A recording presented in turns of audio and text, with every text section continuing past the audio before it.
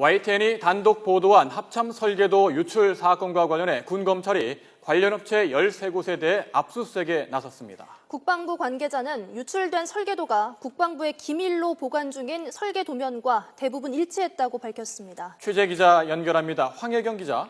네, 국방부입니다. 네, 군 검찰이 본격적인 수사에 착수했군요.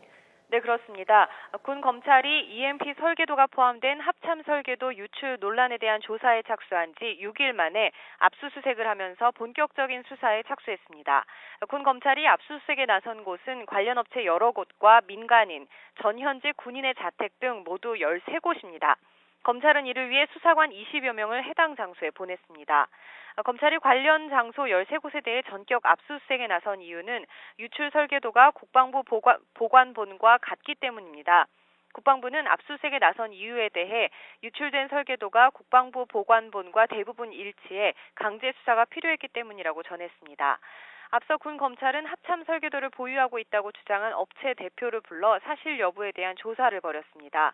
군 검찰이 그동안 이 업체로부터 보관 중인 설계도를 건네받아 국방부 보관본과 대조 작업을 해 그런 끝에 유출된 설계도가 대부분 기밀급에 해당한다는 내용을 확인한 겁니다. 군 검찰은 이에 따라 당시 사업을 추진했던 전현직 군인들도 조사 대상에 올렸습니다.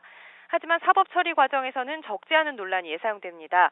업체 대표가 보유 중인 설계도엔 군 기밀 표시가 돼 있지 않아 법적 처벌 대상이 되는지가 불투명하기 때문입니다.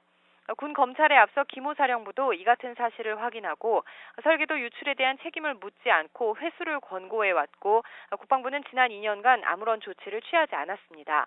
앞서 합참 신청사가 설계도를 보관 중인 업체의 설계도로 지어진 사실이 확인되는 등 업체 대표의 말이 사실로 확인되면서 합참 신청사 신축 과정에서 불거졌던 업체 선정 과정에서의 의혹에 대해서도 전면적인 수사가 불가피하게 됐습니다.